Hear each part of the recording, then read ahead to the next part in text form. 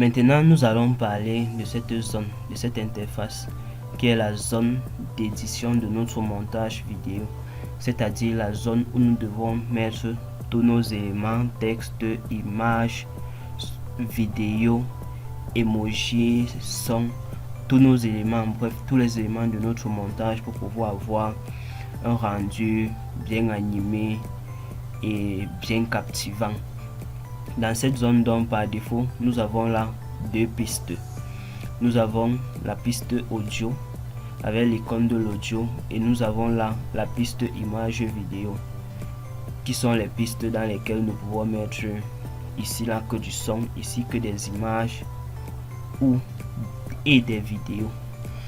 Là maintenant, si je m'en vais dans mon groupe média, là lorsque j'ai déjà importé mes images dans le logiciel images et son, là je fais un clic gauche, je maintiens, je glisse tout simplement, et une fois que je glisse, là vous voyez que je ne peux que la positionner sur la piste image vidéo. Je ne peux pas la positionner dans la piste son puisque ce n'est pas un son.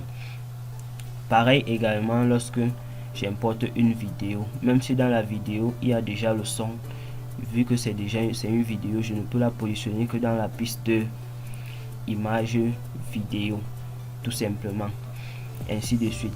Maintenant, si je veux ajouter une autre piste vidéo, là je fais un clic droit sur la première piste. Je fais un clic droit sur la première piste, là j'ai ajouté une piste vidéo. Je clique sur ajouter une piste vidéo, là ça crée automatiquement une piste vidéo en haut.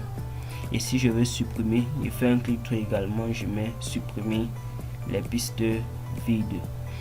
Et si je veux ajouter un deuxième élément, je peux créer la piste avant d'ajouter l'élément, ou je peux directement cliquer sur l'élément, faire glisser au-dessus.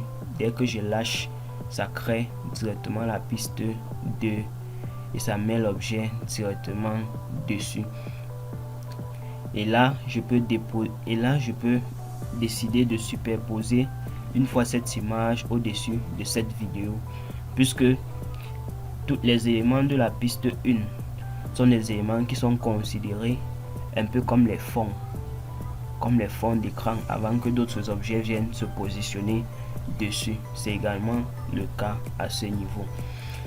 Vous voyez que si je me positionne là, j'ai bel et bien mon image qui est positionnée sur la vidéo qui est sur la piste 1, qui est considérée comme le fond.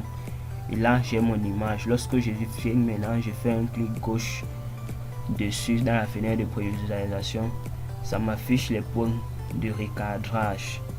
Et là je peux décider de réduire et de positionner ça où je veux. Et là c'est ce qu'on appelle également une superposition. Là j'ai superposé cette image sur cette vidéo. Et là je peux avoir une animation avec mon image qui est fixe.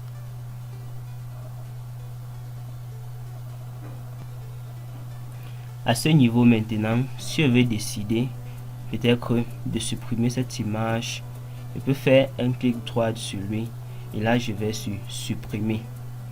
Ou si je veux dupliquer, lorsque je clique sur supprimer, là il va disparaître. Et si là je le repositionne, je fais un clic droit, je mets dupliquer, là il se duplique, mais en décalant celle du bas, là je peux tout simplement ramener.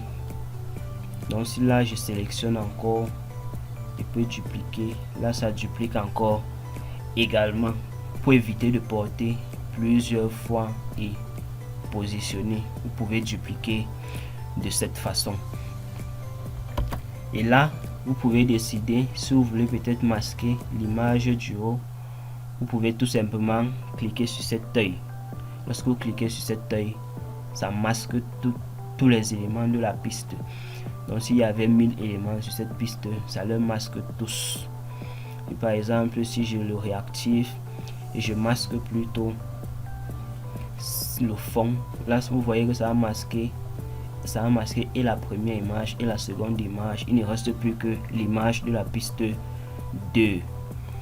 Maintenant, à ce niveau où il y a l'icône du son également, lorsque vous avez mis une vidéo où il y a le son, comme par exemple si je mets maintenant le son doit jouer, si je veux que sur cette piste le son que j'ai mis ne puisse pas jouer, là je clique tout simplement sur l'icône du son, là ça supprime le son, et là lorsque je mets play, vous voyez que la vidéo est en train de jouer mais il n'y a plus le son. De cette façon vous pouvez décider de le faire en fonction de vos besoins également. Et là vous pouvez décider d'étirer l'image. Si vous voulez que l'image ait une durée fixe, vous pouvez décider de l'étirer autant que vous voulez. Là lorsque vous l'étirez, vous voyez directement sa durée affichée en bas du curseur. Nous sommes là à 55 secondes. Là vous pouvez étirer, ramener comme vous voulez, soit vous faites un clic droit sur l'image, vous venez là durée, et là vous pouvez définir une durée par défaut, ou lorsque vous avez le curseur qui s'affiche avec ces deux flèches, vous cliquez, vous maintenez, et là en ramenant vers la gauche ça réduit le temps, et en ramenant vers la droite ça augmente le temps. Là nous sommes à 26 secondes 21 tierces. Là lorsque c'est ok, vous pouvez valider tout simplement.